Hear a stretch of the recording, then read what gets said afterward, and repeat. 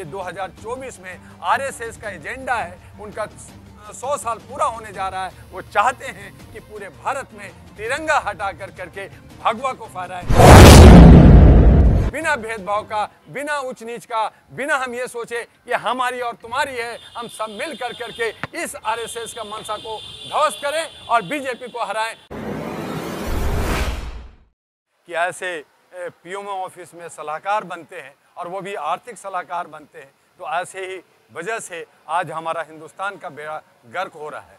आज हम शाह ऑडिटोरियम में खड़े हैं, यहाँ पे भीम की बात हो रही है। मैं सिद्धार्थ की जमीन पे पैदा लिया हुआ बिहार का मैं बिहारी हूँ। मुझसे ज़्यादा कौन जानता है कि आज जो जय भीम की आवाज़ हो रही है वो क्यों हो रही है। ये सब जो है, कोई लोगों ने गांधी को बेचा, गांधी पे व्यापार किया, किसी ने राम पे व्यापार कर रहे हैं, राम को बेच रहे हैं, कोई जो है अम्बेडकर को बेच रहे हैं, तो कोई जो है सिद्धार्थ और गौतम बुद्ध को बेच रहे हैं। किसी में भी ये ताकत नहीं है कि भारत के जो है समाज को सुधार सके। ये जो संविधान बदलने की ये जो बात कर रहे हैं, ये जो हमारे लोकतंत्र को ख़त्म करने की जो साजिश कर रहे हैं, ये 2024 में आरएसएस का एजेंडा है, उनका 100 साल पूरा होने जा रहा है। वो चाहते हैं कि पूरे भारत में तिरंगा हटा करके भगवा को फहराएं, तो ये नहीं होगा। हमारे बहुत सारे लोग जागरूक हो गए, चाहे वो जर्नलिस्ट हो, चाहे एडवोकेट हो, चाहे यूथ हो, चाहे महिला हो, चाहे डॉक्टर इंजीनियर हो, सभी लोग जागरूक हो गए हैं और अब इनकी मंशा को समझ चुके हैं कि आरएसएस की मंशा क्या है। आज शाह ऑडिटोरियम में कहा जा रहा है कि आरएसएस के हजारों विंग्स हैं, हजारों संगठन हैं। आप की जो है बहुसंख्यक कहलाते हैं। 150 करोड़ में 140 करोड़, 100 करोड़ की मैं बात करता हूं। अगर ये बहुसंख्यक सिर्फ 100 रुपया अपना कंट्रीब्यूशन एक जगह करते हैं, इनके कुछ लोग जो है खास लोग, जो हम कहें कि वो जो है विद्वान टाइप के लोग हों और ईमानदार लोग हों, उनका एक समूह बना करके तो वो 100 रुपया हमारा बनता है 1000 करोड़। मैं जानता हूं कि जब 2013 में मोदी जी चले थे गुजरात से, तो मैं उसका गवाह हूं कि 500 करोड़ कॉर्पोरेट हाउस से लेके चले थे और उन्होंने जो है जाकर के बीजेपी को खड़ा किया। क्या आप 1000 करोड़ से आप बीजेपी को नहीं हरा सकते? अगर आप बीजेपी को हरा देते हैं तो आपकी बहुसंख्यक की सरकार होगी और आप फिर ये जो जय भीम का नारा लेते हैं वो शान से ले सकते हैं। ये जो हमारा सिद्धार्थ, ये गौतम बुद्ध का जो नगरी रहा है, जो बुद्धिस्ट हो रहा है, वो आसानी से स्थापित हो सकता है। लेकिन अगर आप इसी तरह से मीटिंग सीटिंग ईटिंग करते रहेंगे, माफ कीजिएगा, मैं अपने ही साथी को, अपने ही दोस्तों को ब्लेम लगा रहा हूं कि ये मीटिंग सीटिंग ईटिंग से काम नहीं होगा, आपको सत्ता लेना होगा। मैं अभी 15 दिन तेलंगाना जा करके वहां असेंबली की तैयारी कर रहा हूं और वहां मैंने कहा कि जब तक हम लोग असेंबली में कब्जा नहीं करेंगे, जब तक हम लोग ये बिस्टा पार्लियामेंट में कब्जा नहीं करेंगे, हमारी आंदोलन चलते रहेगी। और ये 2024 जो आरएसएस की मंशा है उसे पूरा ना होने के लिए अभी लामबद्ध होना होगा और इसको तेजी से हमें बढ़ा करके अपने अच्छे नौजवानों को, अपने जय भीम, चाहे अम्बेडकरवादी हो, चाहे बाकी लोग हों जो टुकड़े टुकड़े में बटे हुए हैं, वो एक साथ हो जाएं। मैंने उसके लिए कोशिश किया, 222 पार्टियों को जोड़ करके राष्ट्रीय महागठबंधन नेशनल अलायंस बनाया और कहा कि ये तो नाम दिया है, कोई रजिस्टर्ड नहीं है। मेरी एक पार्टी है ऐरा national party, human right party, उसे भी अलायंस बना करके हम सब लोग मिल करके बिना भेदभाव का, बिना ऊंच नीच का, बिना हम ये सोचे कि हमारी और तुम्हारी है, हम सब मिल करके इस आरएसएस का मंशा को ध्वस्त करें और बीजेपी को हराएं। 272 हराना बहुत बड़ी मुश्किल काम नहीं है। इसके लिए हमें जो है बहुत ही इच्छा शक्ति, दृढ़ शक्ति से हमें अपने बीच में से जन क्रांति लाना होगा और सोशल मीडिया को आगे लेकर के, सोशल मीडिया को मदद कर करके हम आगे बढ़ सकते हैं। आज हमारा जो डिजिटल, ये जो पेड मीडिया है, जो हमारी स्ट्रीम मीडिया है, वो सरकार के गोद में बैठी है। हमें उसकी परवाह ना करते हुए हम उसकी टीवी नहीं देखेंगे। हम सोशल मीडिया को आगे बढ़ाना चाहते हैं, उसको ऑनर करना चाहते हैं और वो आर्थिक रूप से अगर कमजोर है तो उनको 100, 200, 500 रुपया से मदद करके, जो हो सके उनको मदद करके आगे बढ़ाएंगे तो उनका 10 मीडिया और हमारा 1000 मीडिया होगा। आप देखिए कि कैसे बीजेपी को हराया जाता है। सर, अमृतकाल चल रहा है, देश में आज़ादी का अमृत महोत्सव मनाया जा रहा है, लेकिन 15 अगस्त को हरियाणा में बाबा साहब की तस्वीर जलाई गई कूड़े के ढेर पर। इसके अलावा संविधान में जलाया गया है इसी सरकार जर्नलिस्ट महोदय, जिन दलितों को भी जला दिया गया है। मैं आपको रोक रहा हूँ कि किस तरह के अमृत महोत्सव, जब हमारा देश ही आजाद नहीं है, 99 साल की लीज पे है, हम स्वतंत्र नहीं पूरे रूप से हैं, तो अमृत महोत्सव किसका? क्या पब्लिक मना रही है? ये सरकार मना रही है। सरकार अपनी जश्न मना रही है। जैसे G20 आ गया है, पूरा दिल्ली में 3 दिन लॉकडाउन होगा, जनता घर में होंगे और पब्लिक घर में होंगे और ये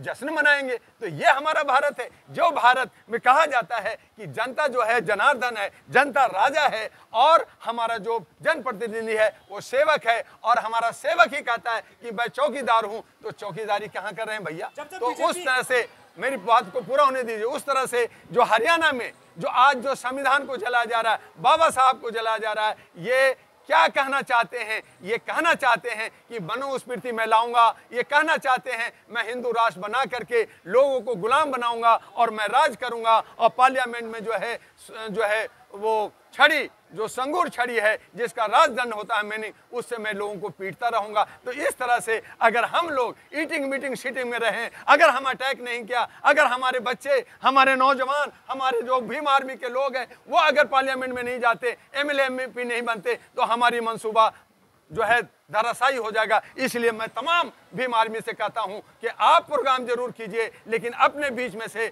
आप जो है जनसेवक खड़ा कीजिए और उसे सब मिलकर के जिताइए।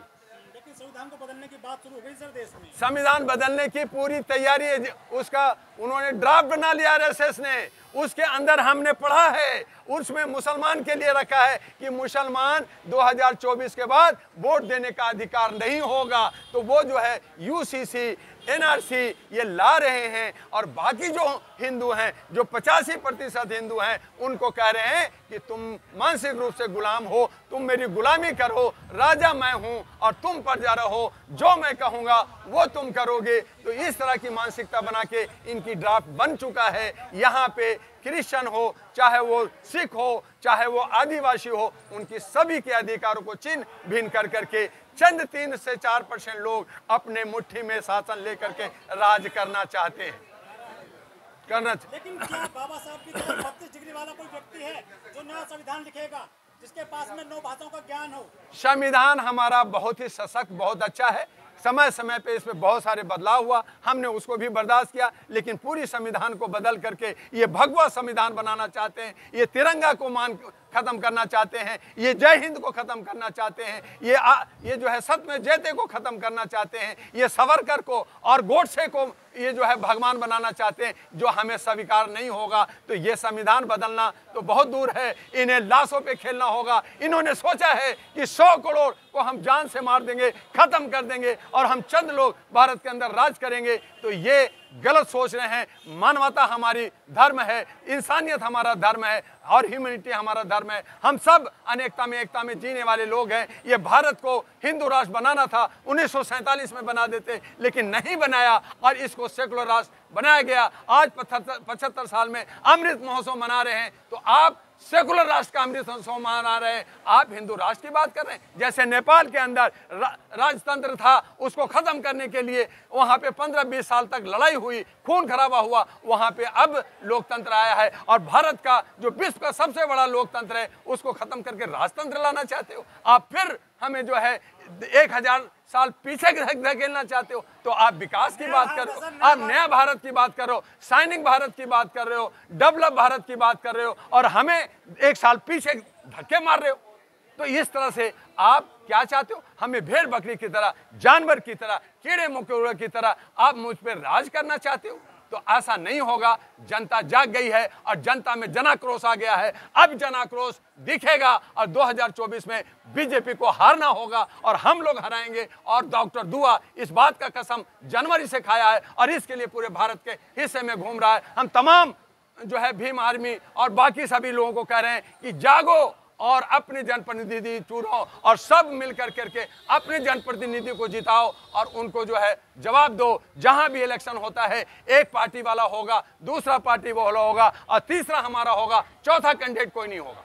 लेकिन जो राजनाथ उनके बेटे ने कह दिया नोएडा में 50 साल राज करेगी भाजपा देश में, वो तो कहेगी ना, उनकी मोनोपोली है। वो चाहते हैं EVM में हम ईवीएम लूट लेंगे, हम बदल देंगे, हम अपना शक्ति दिखाएंगे, हम 1000 10,000 जो हम बहुसंख्यक हैं, हमारी कहीं ना कहीं बुद्धि भ्रष्ट हो जाती है। 500 1000 रुपये में हम बिक जाते हैं, शराब की बोतल लेके बिक जाते हैं। हम तमाम अपने समाज को बताएंगे कि तुम उसकी शराब पियो, तुम उसके पैसा लो, लेकिन वोट मत देना। वोट देना अपने जनप्रतिनिधि को, अपने ही जो मनुवादियों से हट करके जो बात कर रहा है, जो भीम की बात कर रहा है, जो समाज की बात कर रहा है, जो बहुसंख्या की बात कर रहा है, उनको जीता। जब बीजेपी आती है केंद्र में, तब जो है संविधान की समीक्षा की जाती है। आयोग बनाया था बीजेपी ने। बीजेपी एक मोहरा है, आरएसएस की सरकार है। आरएसएस भी मैं कहता हूं मोहरा है। उसके पीछे एक नहीं 40 कंट्री इजराइल वगैरह सब लगा हुआ है, जो यहाँ के मुसलमान और हिंदुओं को काटना चाहते हैं। उनका कहना है कि मुसलमान कटवा को खत्म कर दो, यहाँ से 2 में कर दो, तो ये 25 करोड़ मुसलमानों को खत्म करने की साजिश है। और बाकी जो कहते हैं ये तो पढ़े लिखे लोग नहीं हैं, ये महिलाओं को पढ़ने नहीं देते हैं। हमारे बहुत लोग जो को पढ़ने नहीं दिया गया, उनको काम में खाली लगा के रखा गया, तो इसीलिए वो नहीं आगे बढ़ रहे और उस पर शासन करना चाहते हैं। लेकिन अब जरूरत है कि हमारे बीच में पढ़े लिखे लोग, अम्बेडकर जैसे वादी बहुत सारे लोग हैं, जो नया अम्बेडकर बाबा साहब बनेगा, नया बाबा बनेगा। बाबा साहब के संविधान से जो लोग सदन में पहुंचे, विधानसभा में पहुंचे, वो संविधान बचाने के लिए क्यों आगे नहीं आ रहे हैं देश में? वो सब डरे हुए हैं, वो कमजोर हैं। और इसीलिए मैंने कहा कि आज संसद में 131 हमारी संख्या है, मुसलमानों की 26 है, मिला करके 157 होता है, महिलाओं की 78 है, मिला करके 200 के करीब होता है। तो उन तमाम लोगों को आज थोड़ी सी संख्या अगर बढ़ जाती है, अगर बीजेपी नीचे आती है और ये अपना शक्ति को समझ लेती है, और समझाना होगा, नहीं तो जनता मारी जाएगी। जनता को बार बार मैंने कहा कि मोदी को बुरा मत कहो, मोदी जैसा भी है वो 302 का चहेता है, हमारा मोदी वो नहीं है। हमारा जो जनप्रतिनिधि जो हमारा साथ नहीं दे रहा और उसके साथ चिपका हुआ है, वो जो है अंधभक्त बना हुआ है, उन जनप्रतिनिधियों को पेड़ में बांध के मारना चाहिए और सड़कों पर उसको नंगा घुमाना चाहिए। तब हम जाकर के समझेंगे कि हम लोग जो है बहुसंख्यक अपनी ताकत दिखाते हैं।